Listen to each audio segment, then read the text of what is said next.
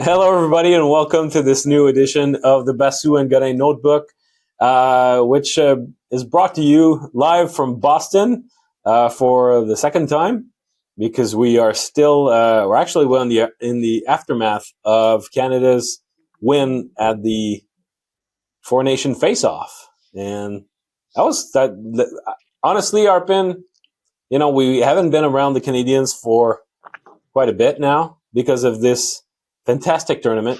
So yes, we're going to talk about the Canadians today. It's our main topic, but I mean, we've been so much into this tournament that honestly, that's where the focus and the juice has been lately, right? Well, we haven't been around the team. I'm sure Marty's not complaining, but I haven't talked to Marty St. Louis in a long time. We haven't talked to the players. We've been immersed in this, covering this tournament, which was just a home run for the NHL and for hockey in general, and just the interest it generated.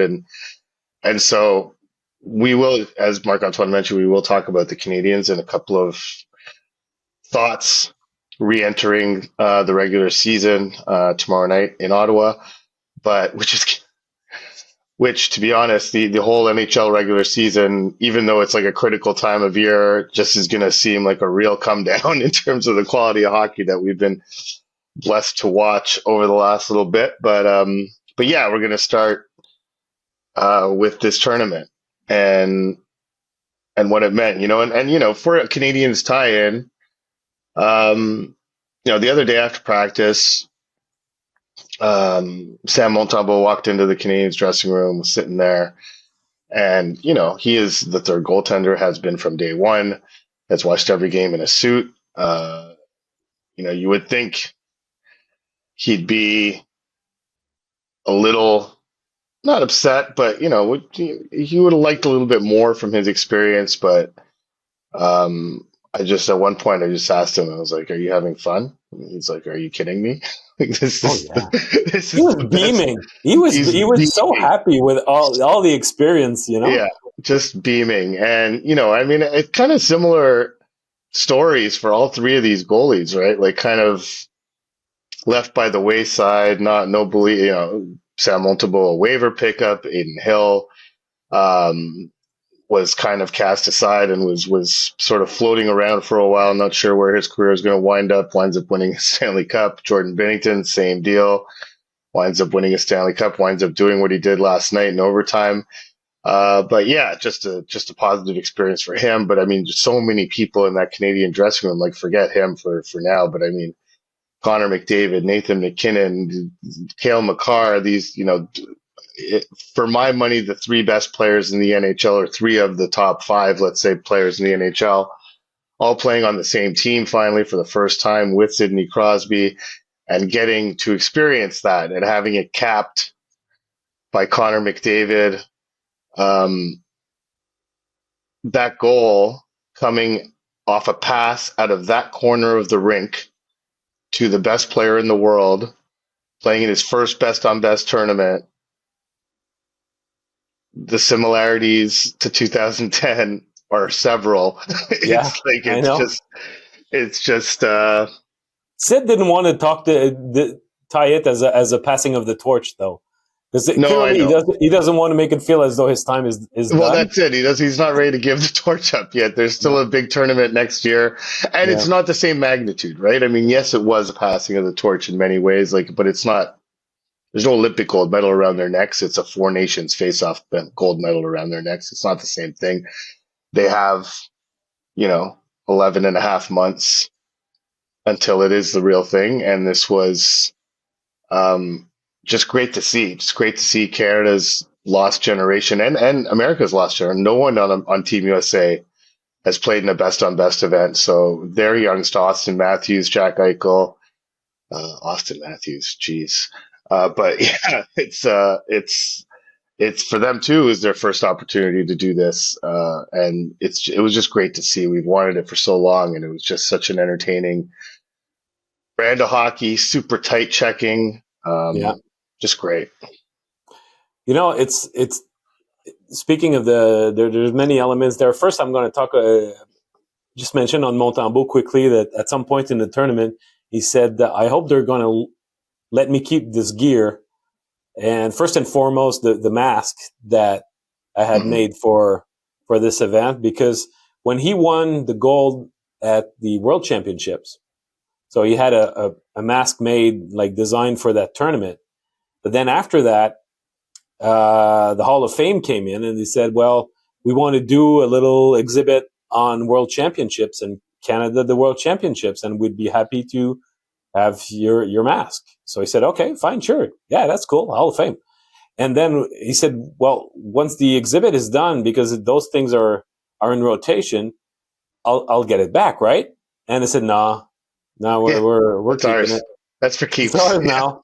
So he said, oh, okay. So he says, I really intend this one, this time, to keep it. And I So think that even anyone's though going to he come did not, asking for his mask.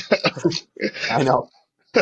Yeah, well, and this time there's no concern. He's going to be able to keep his, no worries about it. He would not be the one being asked to give anything to the Hall of Fame. Yeah. But great experience, and just jumping on what you were saying regarding the tight checking.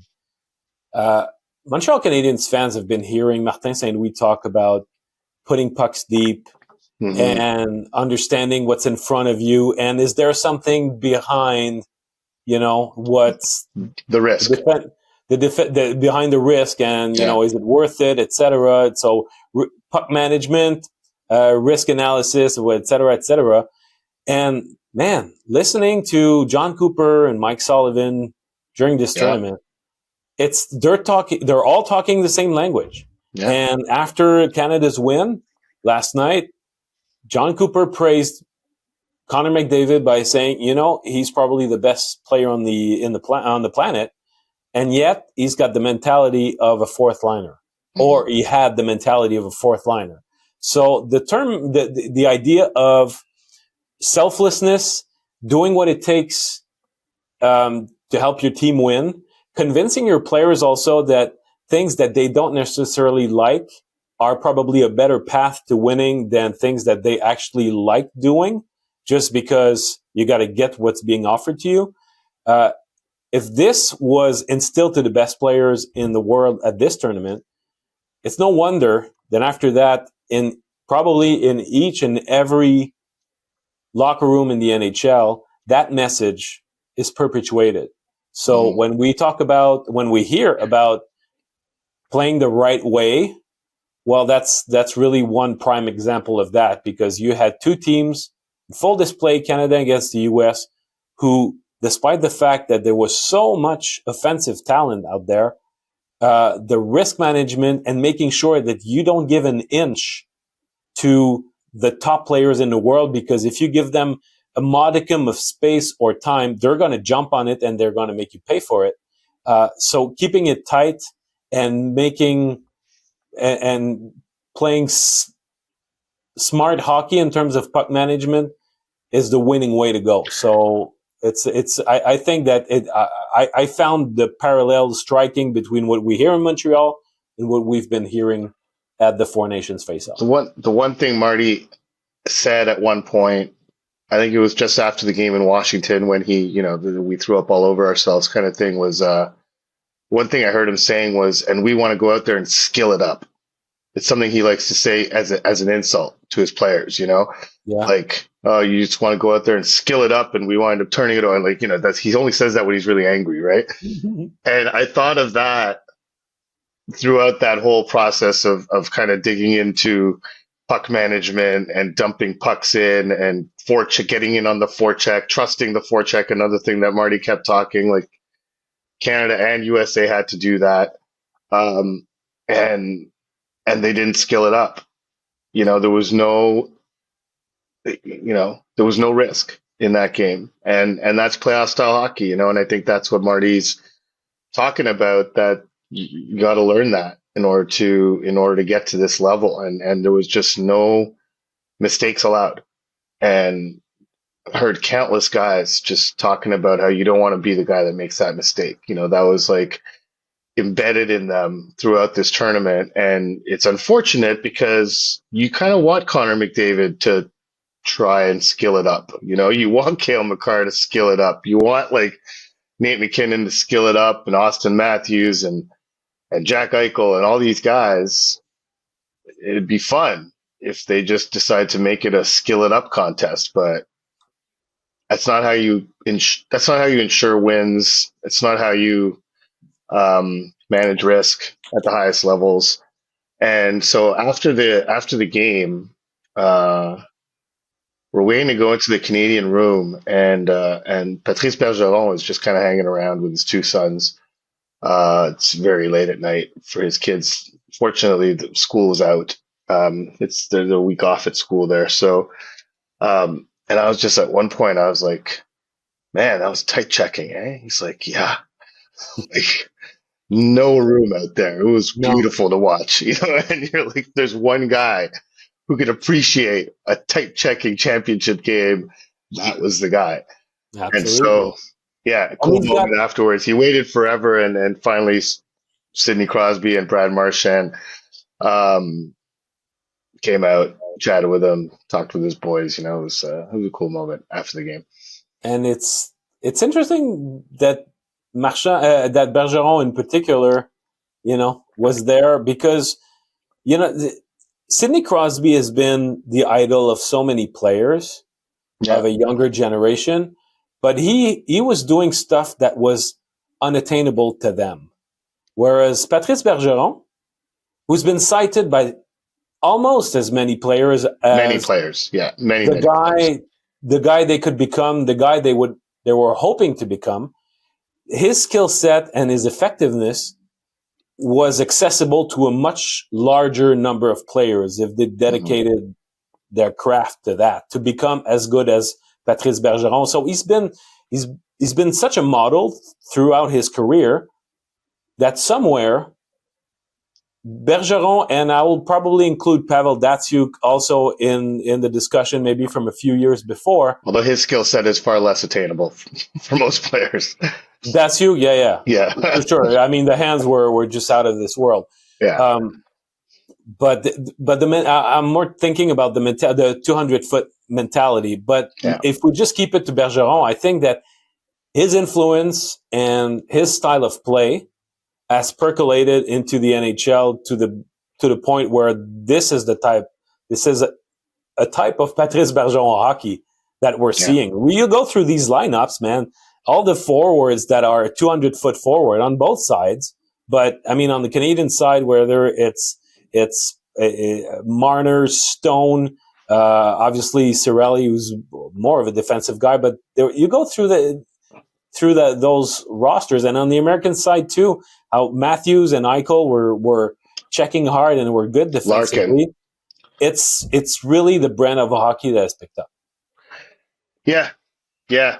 I mean, I thought Dylan Larkin was the most revealing player on Team USA as a guy who really emerged and stepped to the forefront for that team because of that.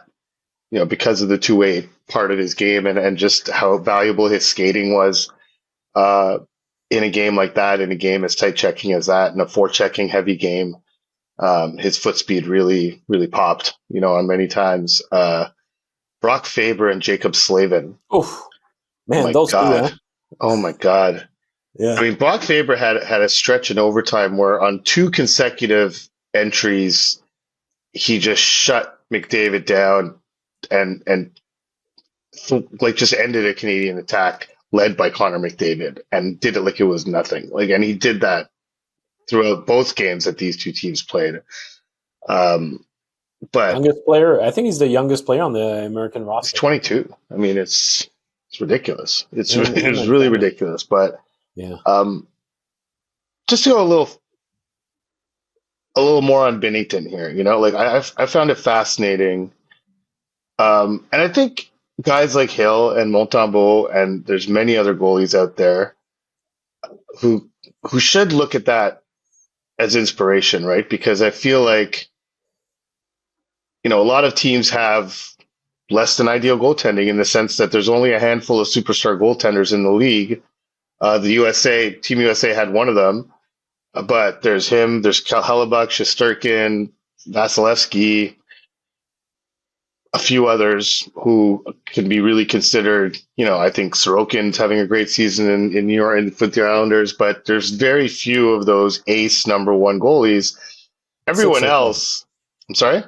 There's about 6 or 7. Yeah, right. So everyone else has a goalie that you have some doubts about, right? It's just like, can he do it in a big game? And so, Binnington, even during regulation time, he was making saves, but you didn't really get the sense that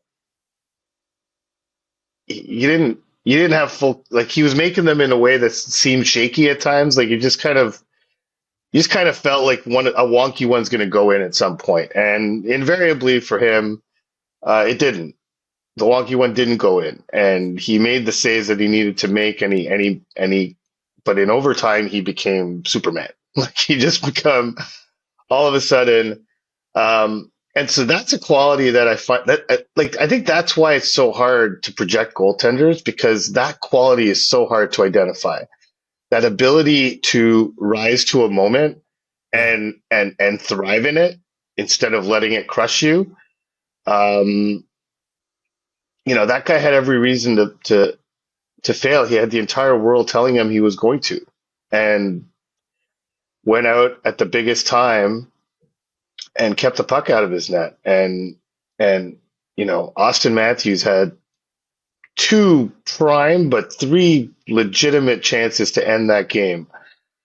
Best goal scorer in the world, really. I mean, he is that guy, the guy who puts pucks in nets, probably better than anyone.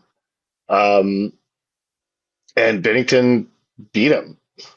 And then Matthews loses his man, who happens to be the best player in the world, and he scores in overtime. Like, really, just a tough end to the tournament for Austin Matthews. But Jordan Binnington, if you're kind of one of those middle tier goaltenders in the NHL, like, he should be an inspiring guy, man. Because like his confidence in himself in the face of extreme doubt from everywhere is really admirable, and really a lesson, not just to goalies, just to people. Like, if you believe in yourself, there's a lot you can accomplish with some defiant self-confidence about you. And that guy has that, and credit to him, man. And so,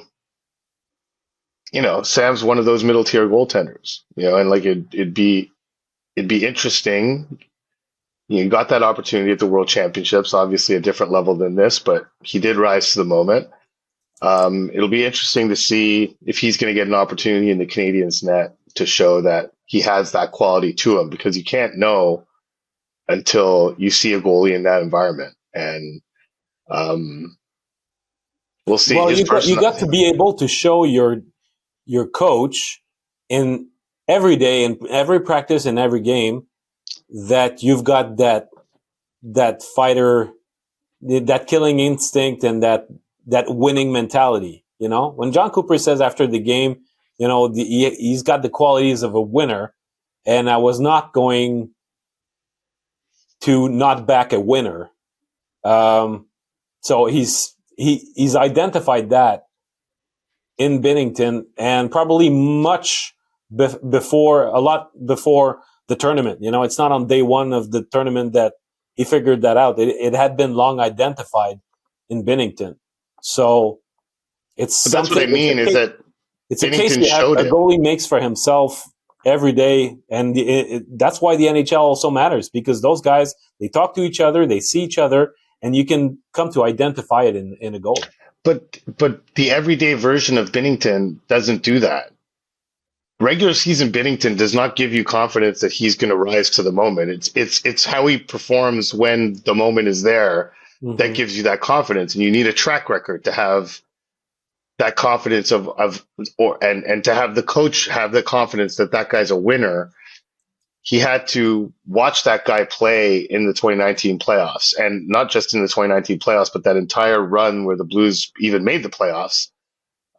Thanks largely to him, because honestly, in a regular game in November playing for the Blues, I don't think you watch Jordan Binnington and be like, "Wow, that guy's a world beater." Like it really, it really takes these moments and performing in these moments to create that track record, and that's what I'm talking about. Like if Sam, it's not likely to happen this season, but maybe next season, if he gets an opportunity to establish himself to play in that environment, I'm actually curious to see how he will respond. And there's a ton of guys on the Canadians. I'm curious to see how they would respond in the playoff environment. This last stretch of games before heading into this tournament was kind of a playoff-like environment in the sense that the Canadians still had no margin for error. They were in a playoff race. They needed to keep up with the teams around them, and they didn't rise to that environment. They didn't rise to that moment.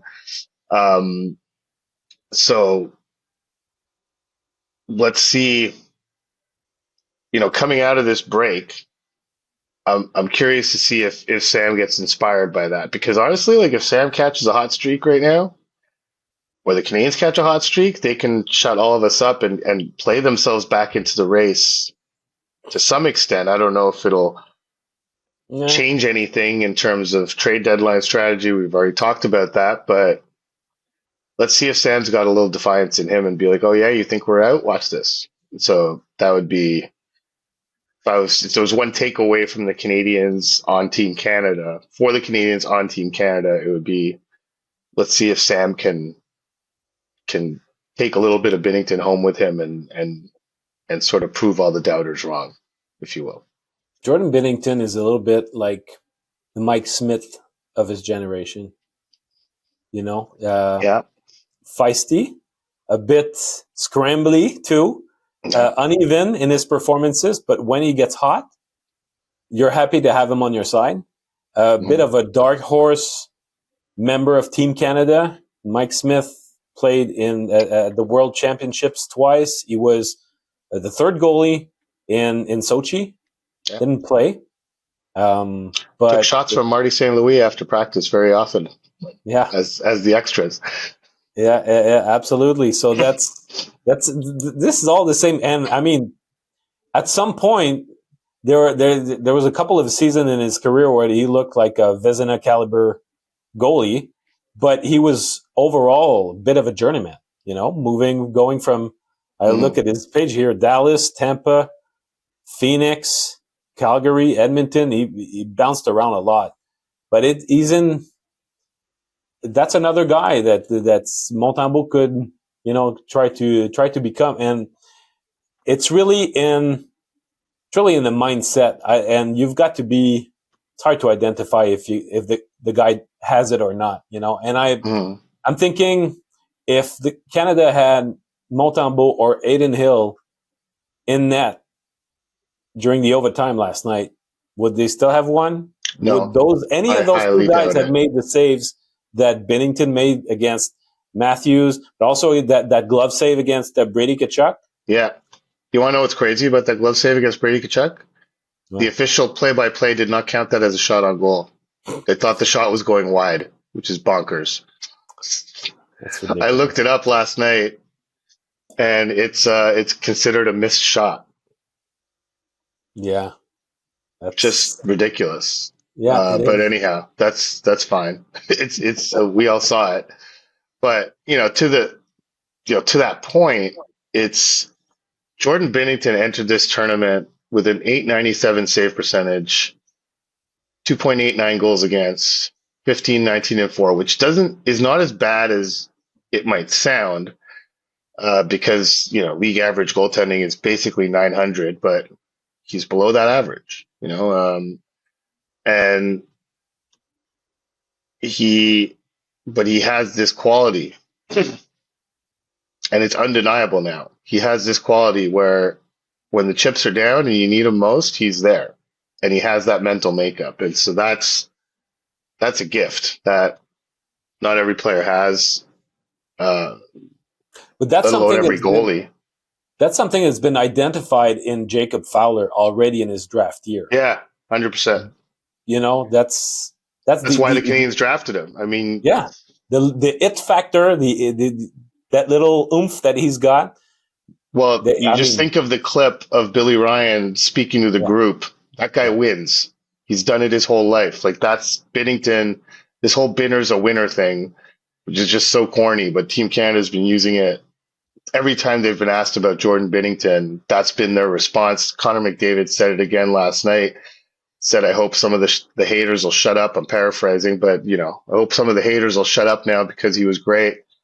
But began it with Binner's a winner. So if you can get that label as a goalie, um, it'll take you a long way.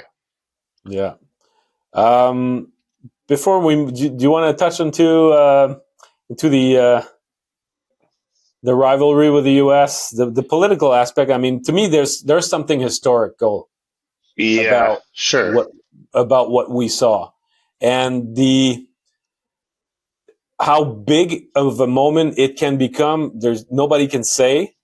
We cannot extract significance just yet, but the context in which this whole tournament was played and the rivalry with the U.S. played out, this was uncharted territory, and the players were so uncomfortable throughout the tournament to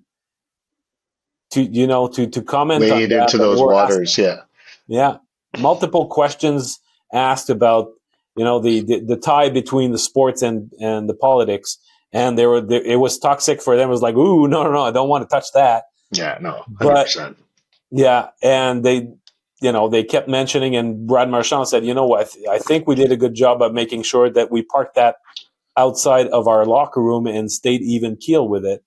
Um, and that's probably what helped them focus on the only thing that mattered, which was winning. But I think that some guys are completely so in their hockey bubble that they don't know a thing about what's going on in the world. But there's still a significant portion of players, I would suspect, that are in tune enough to understand what a win would mean. And I think that to that extent, John Cooper, as always, was very eloquent about it after the game.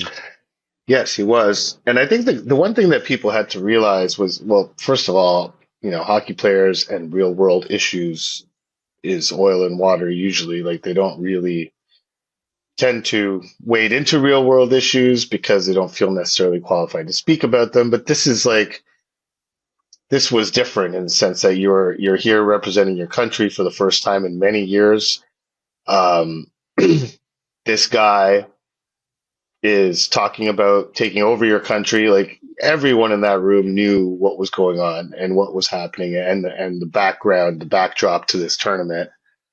Um, and so, but you think of a guy like Brad Marchand. Like honestly, like when Donald Trump posted what he posted the morning of the game, and they brought Mark Stone and Brad Marchand out to talk, I was like, okay, if there's one guy who might pop off and say something interesting about this, it's Brad Marchand. Like I was Yeah, like, good choice, Team Canada. Good choice bringing him out.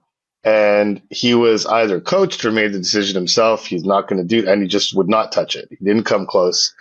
Um, a lot of these guys play in the U.S. and live in the U.S. Mark Stone plays and lives in the U.S. Most of the team plays and lives in the U.S. And so it's a touchy thing to criticize the sitting U.S. president while you're playing this tournament and then turn around and go back home, which could be a Trump state, like yeah, and so I get it. Like I understand. Like there's a fine line there that would be difficult to navigate, and I think would be best navigated by just avoiding it altogether for your own self interest, right? But there were bigger issues at play, and that's why I thought when like everyone on Team Canada wouldn't touch that question.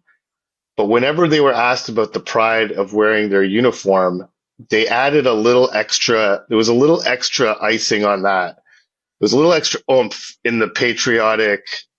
We're doing this for Canadians, and like even Brad Marchand himself in that same availability prior to the game was asked, you know, what it means to people watching at home, and he gave a tremendous answer. The people who are out there sacrificing, being everyday Canadians, we represent them. We are here for them. We hope we make them proud, kind of thing, and you know that people are proud of their country. Like you could have just taken that whole answer and shifted it over to the Trump question, and it would have been just as applicable. But he gave it in another context. And every time a player was asked to do that, as long as you didn't tie it to the political climate right now, and just asked about the pride in the uniform and the pride in being Canadian as distinct from being American, that's the underlying assumption.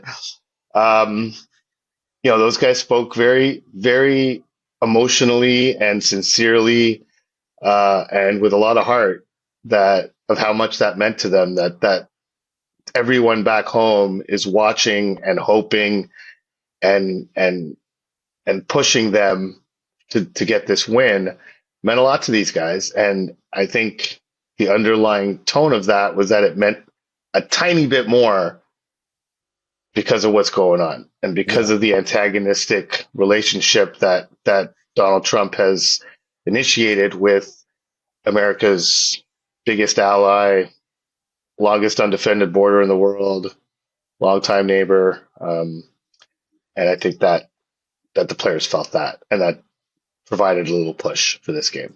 It's so tedious, though, that line between politicizing sports and just looking at the fact that pride and pride for your country and is what's the word for that? But but just pride for your country is a prime motivator for these guys, you know? So if you are asked on the one side to exert your patriotism because it's fuel for you, but on the other side, you don't want to touch the political side of things, it's a fine line, and it's so easy for people on the outside to mesh the two together. So it was overall, I think what was significant to me is that,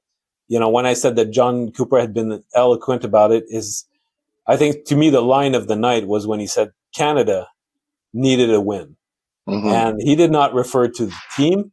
He referred to the country, and he said this one was different, but the players did not win for themselves. They won for 40 plus million people.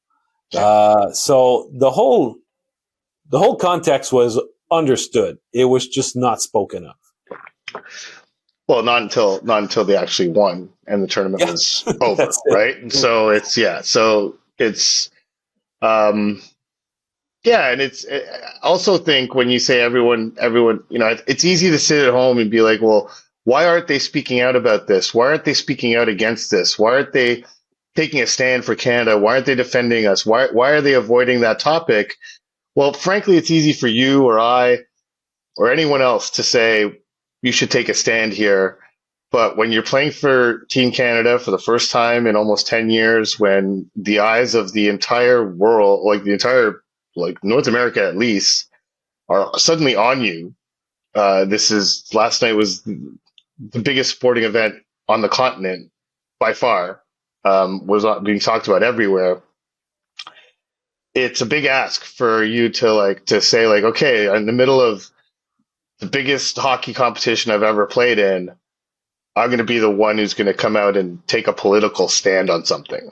Yeah. It's tough ask of anyone. It's an especially tough ask of a hockey player who's been dreaming of this moment for a long time, and this is literally a dream come true, to say, okay, well, all right, Canada, here, come, I'm going to take you on my back. I'm going to stand up for us. That's going to be they all decided they were going to do that on the ice. That was going to be their way of doing that. That would have been bad puck management Yeah, That would exactly. have been Would have been trying a to bad fill risk it up. reward calculation. Yeah. Yeah. Yeah. Um, okay. So we should talk a little bit about the Canadians as they prepare for this game Saturday. And frankly, honestly, like this game, if the Canadians are going to take that stand, if the Canadians are going to make that push that they want to make, Marty St. Louis, first day back from practice on Tuesday, was just talking about how they can come out of this break, go on a run, and get back in it, and of course they should think that. It has to start Saturday in Ottawa. That's the first of, I think they have 3 games left against the Senators. It's a team they're chasing. Yes, 3 games left. So it's a team they're chasing. Has to start there. So our colleague Anthony Martineau had an interesting conversation, I guess, with Juraj Slafkovsky at some point this week, saying that, um, reporting that Slafkovsky told him that he needs to play more like Brady Tkachuk, and he asked Martin St. Louis about it.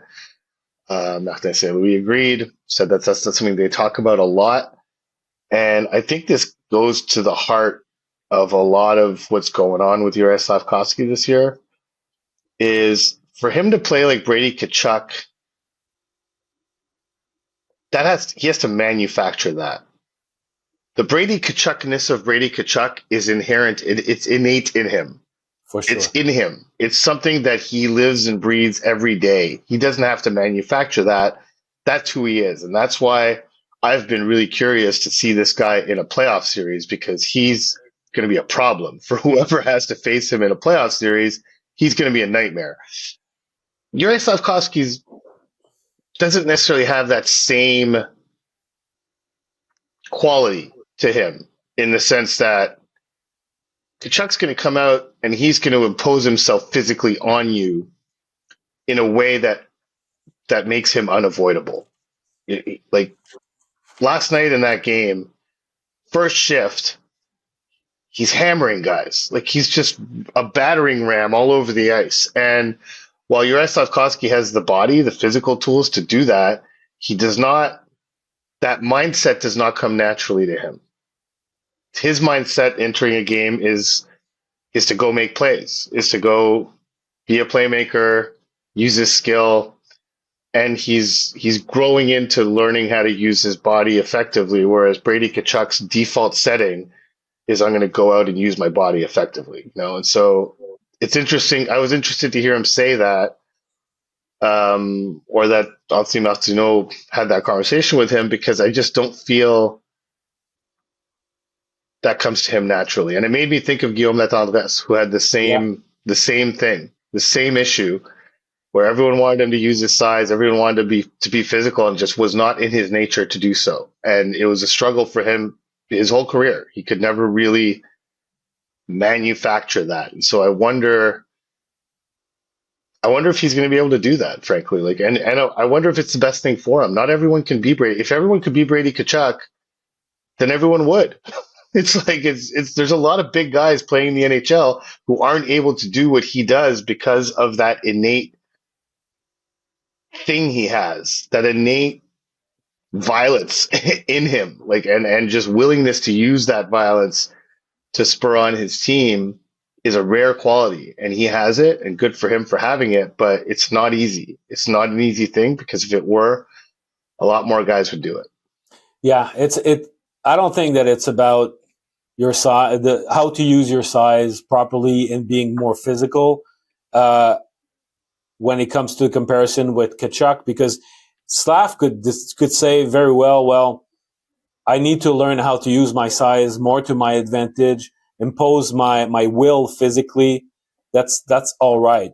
But just like we were talking about Binnington having that sort of it in his mindset as a winner, well, Brady Tkachuk, just like his brother, just like his father, it really runs in family. They've got that it of wrecking havoc. And Brady Tkachuk especially has got it in spades. So you cannot download that program and become that player. I think that he's got it more into him than Guillaume Latendresse. who was a bit of a teddy bear. He always, there was not an He's a ounce nice of guy. He's a nice guy. I mean, that's like yeah. yeah. That was he grew. He was big, but I mean he wanted to score goals and be an offensive player, and he didn't want to have to do with this thing. So yeah, I totally agree with you that it's a tough target for Slaf to say, okay, I want to be like Brady Tkachuk, because there's a level of defiance in Brady Tkachuk's game that you can hardly teach. If Brady Tkachuk was Slaf's teammate and he had that example next to him on a Mm-hmm. daily basis, it would probably uh, it, it would probably influence him to a point where he could more closely resemble him. And I don't want to rewrite history, but there is a world where the Canadians would have drafted Brady Tkachuk instead of Kotkaniemi. And imagine a team where you've got Brady Tkachuk, Slafkovsky, Josh Anderson, and Kirby Dach, and Tkachuk influencing those other three guys into more of his mindset and mentality. And that would be a team that would not, give an F about anybody and anything. Because I think that his mindset would influence his teammates. As it is, though, to figure it out on his own and get it from within, with no real example of how to be Brady Tkachuk without seeing Brady Tkachuk on a daily basis, I think it's a tall order for Slafkovsky. He's got so many things Well, I going think for him. Anderson has some of it.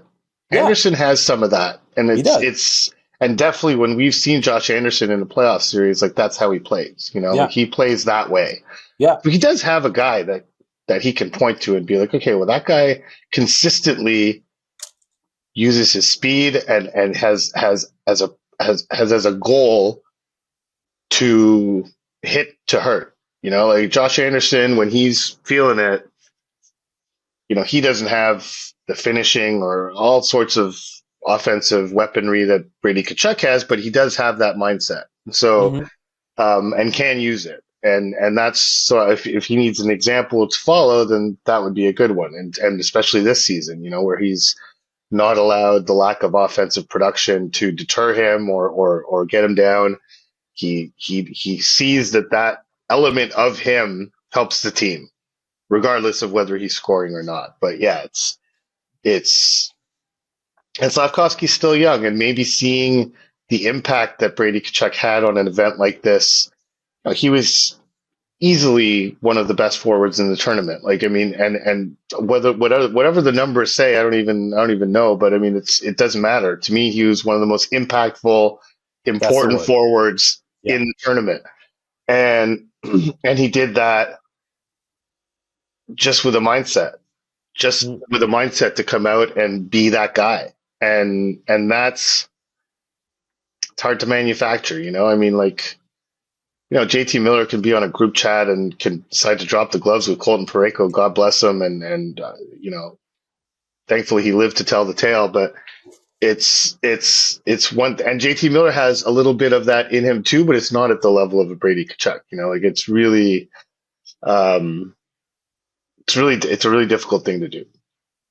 And you need to take like some like almost a perverted pleasure out of it. Like it's really needs to be your source of joy to go out and be evil, kind of just go be just a monster. Brady Tkachuk takes great joy from that. Great joy. And I remember last season talking to him towards the end of the season. The Canadians were in Ottawa. I think their second to last game of the season was in Ottawa, and I was talking to him about missing the playoffs, and just you just tell how much it was eating at him. Like the repetitive nature of him at the end of the season talking about missing the playoffs was like deteriorating his soul. Like he was just so passionate about it. Just talking to me, a guy he barely knows and a guy who doesn't cover the team that often. But it wasn't fake. It was genuine, and I think it's telling about his personality and how he views things, that just the sheer competitive juices that guy lives off of is a special trait to have. And I think similar to not being able to identify what Jordan Binnington has in those big moments when you're trying to project, when you mentioned the draft, I think that's something that you couldn't, maybe you could have guessed. And credit to Pierre Dorion and the Senators, like Brady Tkachuk scored 8 goals in his draft year. 8 Yeah. in like 40 games. There weren't a ton of people who were calling on the Canadiens to draft Brady Tkachuk back then. Philip Zadina was the target, and Pierre Dorion took some heat for drafting Tkachuk where he did, a little bit. They thought he reached a bit. People wondered, oh, could he play center? If he could play center, then you justify that pick. But if he's a winger, not so much. Well, he is a winger, and that pick looks great. And so it's, but I think that pick looks great because of that intangible personality trait that he has that is difficult to find, and it's difficult to identify, and I think it's difficult to project. And that's what the beauty of that pick was, is they found a player who has that in him, and that quality is hard to artificially manufacture. And so the Canadiens will be way better off if Juraj Slafkovsky is able to do that, but that's easier said than done. And my concern would be that he gets so obsessed with doing that it gets him away from who he is as a person and as a player, and it just messes him up, you know? Things need to come organically. You That's cannot it. force it. You cannot force it. We mentioned Josh Anderson before we wrap it up with Future Friday. We mentioned Josh Anderson earlier.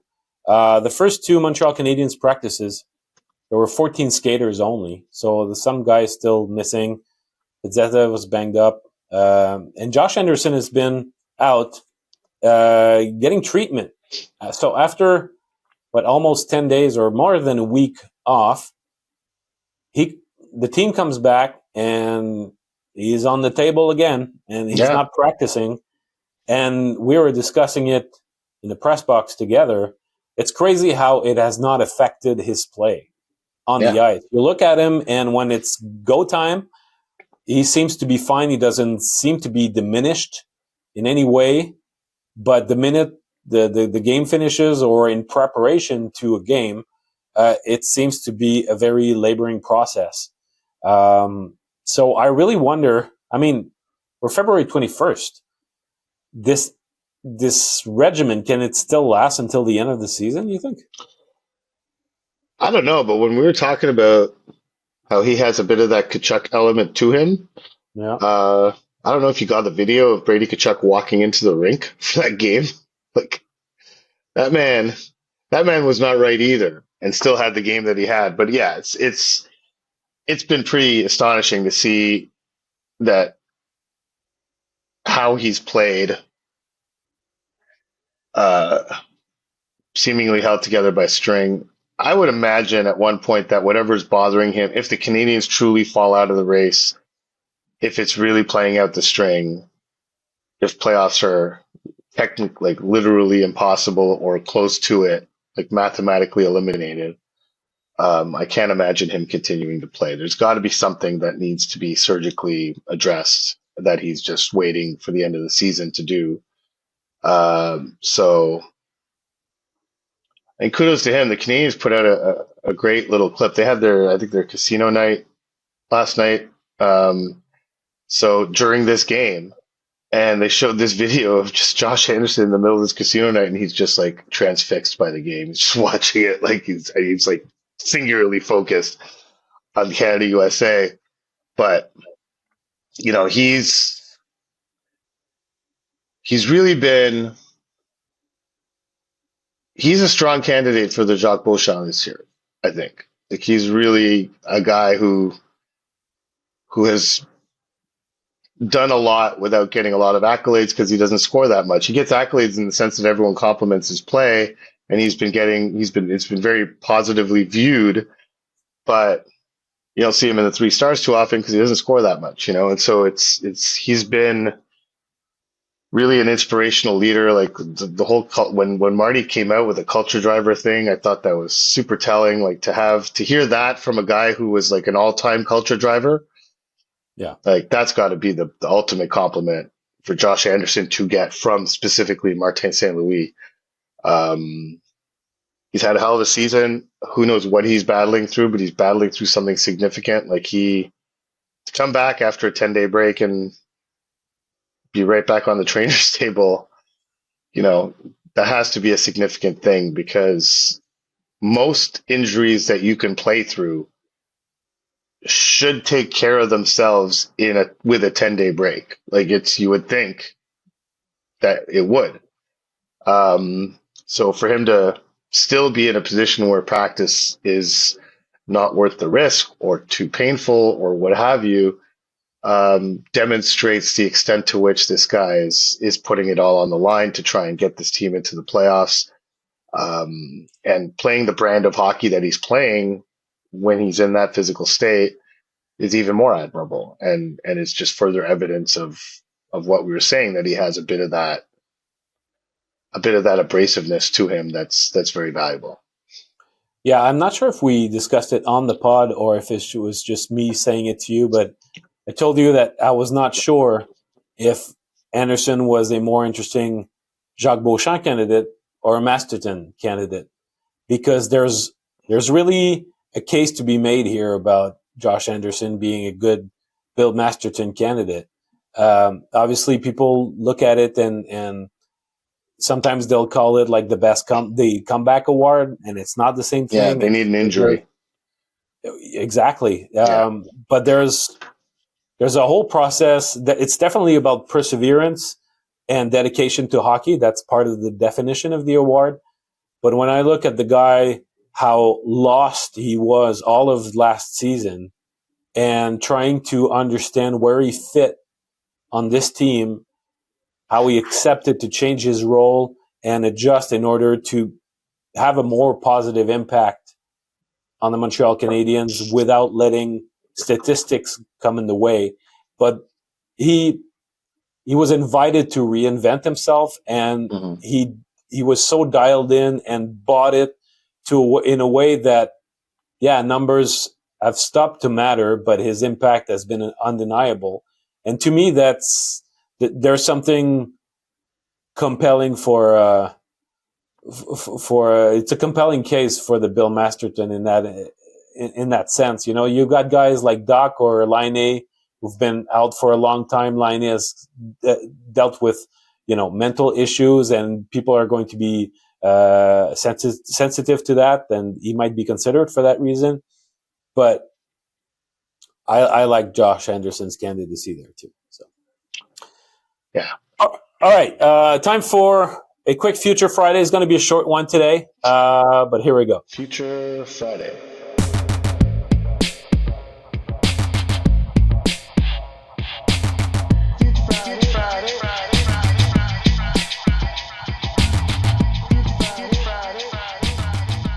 So, Arpin, Yes. we had David Reinbacher making his season debut with the Laval Rocket this week. Things didn't go too well for the Rocket. They're going through a bit of a rough patch. They've had some tough outings lately. Mm-hmm. And Reinbacher was labeled by Pascal Vincent the best Rocket defenseman in the first half of the game. It was his first game, finished -2, which is, to me, completely insignificant. Yeah.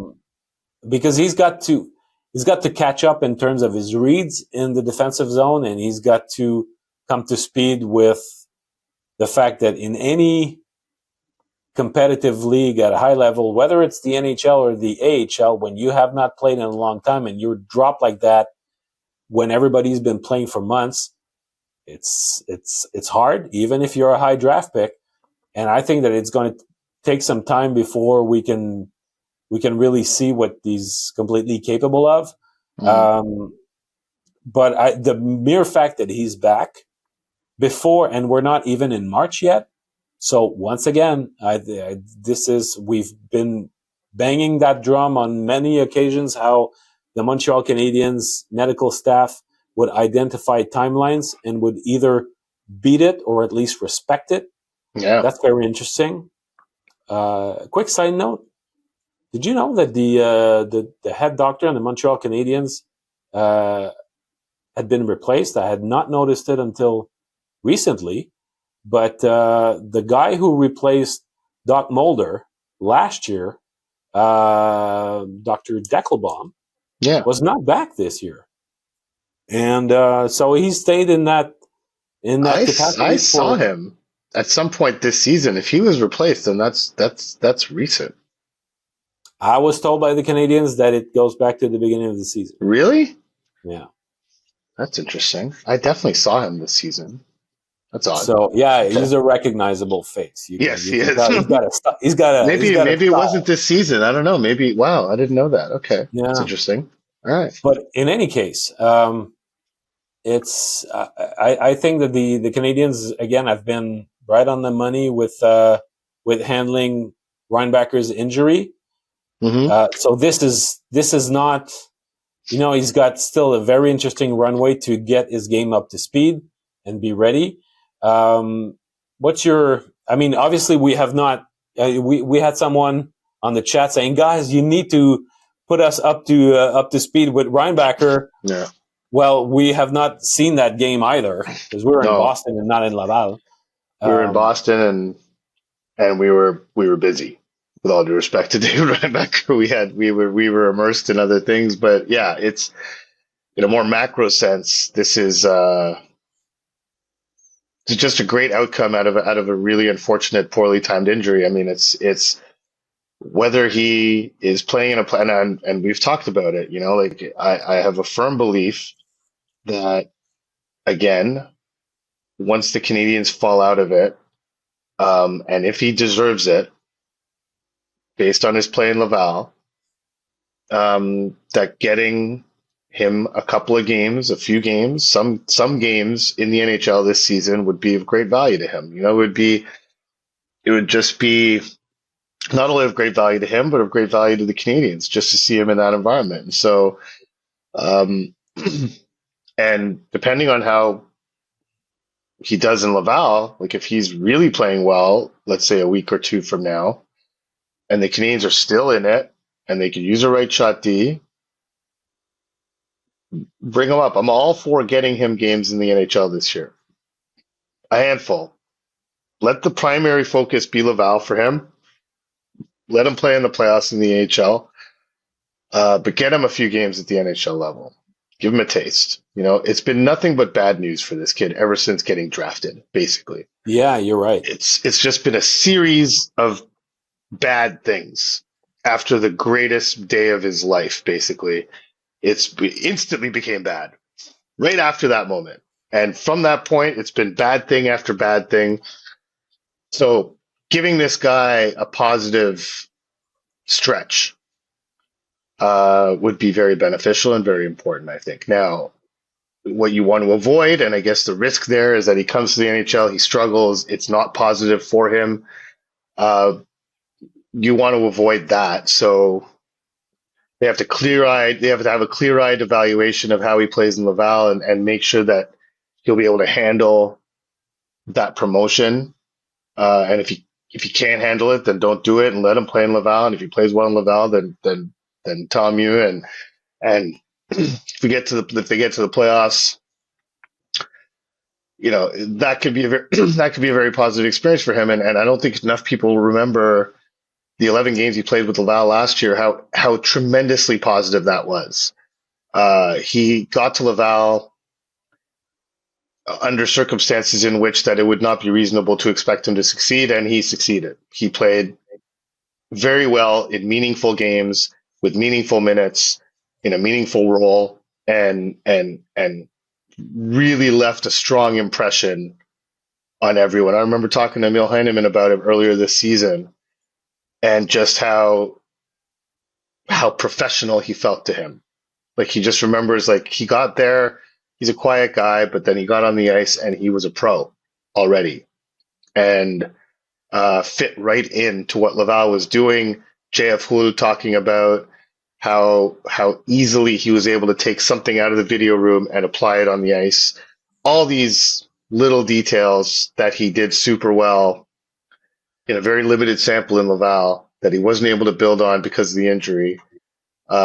It's a really great opportunity for the Canadians and for him to get something meaningful out of this season. And this kid needs meaningful events in his career because there's been just a string of meaningfully negative things that have happened for him. So I think it's important for him to get some positivity out of this season and feel like there's been real development that happened this year. I look forward to him getting in a groove and getting a lot of games from this point on, and not just until the end of the season, but looking forward to have a better grasp of what his offensive potential can be. Because to me, the projections of what he could become are all over the place. Because if he becomes like the best version of what he could be offensively, then he's one type of defenseman. But if he remains a guy for whom the points might not come at a crazy pace, and it's more is 3-zone of awareness that becomes Jonas Brodin. Yeah, that's it. So is he going to be like Noah Dobson or Jonas Brodin? It's right. Two completely different players, but it can go in many directions with this guy. And I have the feeling that if he's healthy and it's stable, he's going to give you a long and effective NHL career. But how exactly will it translate? To me, there's a lot of unknown, and I'm sure that smarter people have a much more precise idea of what the outcome is going to be, and they have to be pretty confident that he will get to that outcome because they drafted him number 5 in his draft year. But it's I think I can play in many different ways. We saw, and I don't want to make necessarily the comparison, but you mentioned early in the pod Brock Faber in Minnesota, he's smaller. He's a 6'1" guy, but he's become at 22 years old a first pairing defenseman, tremendous defensive defenseman, and yet in his rookie season he still put up 47 points with the Minnesota Wild. So there is offense to this guy too. He played a very defensive role in the U.S., but you can see though that he moves the puck extremely well, and he can be a point producer too. So maybe that it's a pipe dream to think that Reinbacher could become as good as this guy. Maybe I'm placing, it's not even expectations, but dreaming too big. But yeah, I get you. You see my point right now. Oh, it would be important. It would be important. It can go in many directions. I mean, it would be important to realize that Brock Faber played 3 years in college. Brock Faber was a rookie at age 21. David Reinbacher is not yet 21. Like he's verging on it, but it took him time. And frankly, if David Reinbacher turns into Jonas Brodin, like this is what you talk about as a high floor player, right? Like Jonas Brodin's a 10th overall pick. Played 23 minutes a night as a rookie, has played in that range of ice time ever since. Put up a couple of 30-point seasons, I think. Like it would not be a terrible outcome. And that's the beauty of David Reinbacher, is that seems to be the floor, is a player like that, which would be of enormous value. Jonas Brodin is a very, very valuable defenseman in the NHL. And the fact that, Reinbacher is a right shot on top of that makes him more valuable as opposed to Jonas Brodin, who's a left shot. But if you got that player profile, a 23-minute-a-night guy who you can play against top opponents, who is not going to wow you offensively, but can move the puck, can skate well, can contribute offensively, but really be sound defensively in many ways. If that's what he turns into, then that's fine. That's really not a bad outcome. And that's But yeah, I agree with you. Like that's the unknown is where's his ceiling offensively. But that's what being a high floor player is, and it's kind of a dig on prospects because like the high floor has become like a an insult almost, like a pot shot at a prospect because the a high floor necessarily infers a low ceiling. Yeah. But I don't think Reinbacher's ceiling is that low. It's actually quite high. What's what's low is his chances of hitting that high ceiling. Like he has the skill set, the mobility, the hockey smarts. He has so many elements that should allow him to elevate his game offensively, but he's just never really shown it in a tangible production based way. Like it's not, he's never put up those numbers. But you watch him play and you're like, yeah, that guy could produce offensively. Not dissimilar to Caden Gooley, right? I mean, Caden Gooley has elements to him, particularly the skating, the mobility, the ability to make a first pass, a very heavy shot. You look at Caden Gooley and you think, yeah, that he has all the elements to be able to produce offensively, but he just doesn't and Yeah. never really has. And so that's the trick with Reinbacher is that I get the same vibe. Like you watch him play, he has the tools to produce offensively, but he never really has. And so will he all of a sudden do it now that he's reached NHL or the cusp of the NHL? It's hard to say. If you haven't done it up until now, you're not going to suddenly start doing it at this level. But the Brock Faber example's not a bad one. Like he's, I mean, it's 38 games, but he produced 27 points in 38 games as a junior in his third year of college, which most top NHL prospects do not get to their third year of college. And he put up rather modest, relatively modest numbers as a third year college player, not numbers that would suggest he was going to get 47 points as a rookie in the NHL. No, Like it's for sure. so sometimes it does that does happen sometimes. It's rare, but for young defensemen, it's sometimes you need a little bit of extra time. And yeah, I mean, if you can be Brock Faber, Brock Faber was to me was the biggest revelation of this tournament. To me was Brock Faber. Like Jacob Slavin was outstanding defensively next to him, but Brock Faber playing those minutes against the players that he was tasked with facing was the revelation of the tournament. And so the Canadiens can only hope that David Reinbacher turns out somewhat like Brock Faber. Yeah. All right, everybody. So that will wrap it up for today. We'll be back in our regular Montreal Canadiens duties by next episode. So we will be back on Monday. So enjoy the weekend, and we'll talk to you soon. Bye-bye.